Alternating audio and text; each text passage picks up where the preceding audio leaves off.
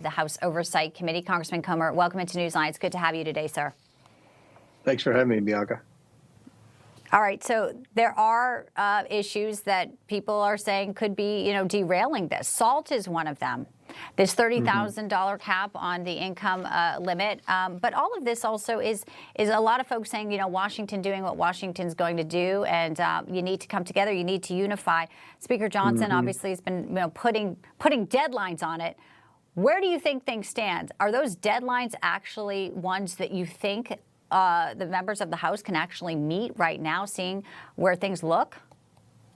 Well, I hope so. And he needs to put deadlines on, or we'll drag this on forever. We'll look like the Senate, just debate and debate and debate and never do anything. So I support him putting deadlines on, and it's time. We've done this bill the right way. A lot of the members who are complaining about the bill are the ones that say we never go through regular order. This is regular order. We had 11 committees of jurisdiction, including my committee, the House Oversight Committee, pass different pieces of their legislative jurisdiction out of committee. We had long markups, some of the ones like the one in Energy and Commerce where a couple of members fell asleep. That went all night.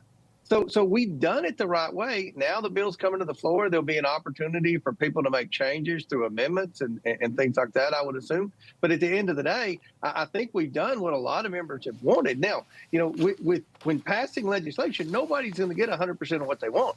And I want to remind the New Yorkers that this is a populist president.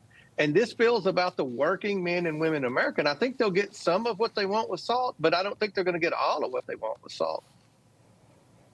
All right. Well, that obviously is one of the biggest, points here. So let's move on to what we are hearing about some of the members of the House who decided to go to Newark and this ICE facility, Congressman Comer, and let the cameras roll and the body cameras roll. Homeland Security Secretary Kristi Noem was on the Hill yesterday, as you know, and she says that they were committing felonies.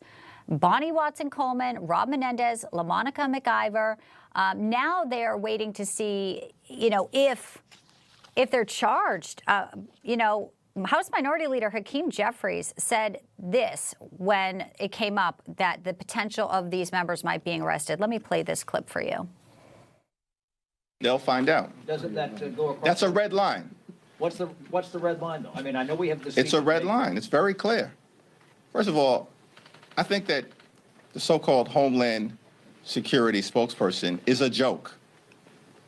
It's a joke. They know better than to go down that road, and it's been made loudly and abundantly clear to the Trump administration. All right. Do you think they should face criminal charges for their behaviors in Newark, Congressman? Well, look, you can't behave like that, and all that's going to do is encourage more of these liberal Democrats from these blue cities that are infested with crime to behave badly. When they behave badly, they get rewarded, and they get on MSNBC, on Rachel Maddow, and some of the other far left-wing shows. Look, I think you have to hold people accountable, and we don't want people showing up at events being disruptive for members of Congress. And remember, that should apply to members of Congress as well. When you go to federal facilities, you shouldn't be, enticing, mob behavior and pushing people and acting like a fool. Would you be on board with stripping them of committee assignments, as Noem and they're weighing, charges? What do you make of, the potential of what you can do for this behavior to send a message? Well, the Democrats would have done it to our members. If Marjorie Taylor Greene or Lauren Boebert or one of the members of my committee had been seen on video pushing and shoving people and yelling and screaming and pointing at federal employees, I think the Democrats would have responded appropriately and tried to remove them from committee. So I'll support the will of the majority, but I think they need to be held accountable. I agree with Kristi Noem, and hopefully something will be done. At the very least, a reprimand from Congress. Congressman James Comer, always good to see you. Thanks for stopping by today. Thanks for having me.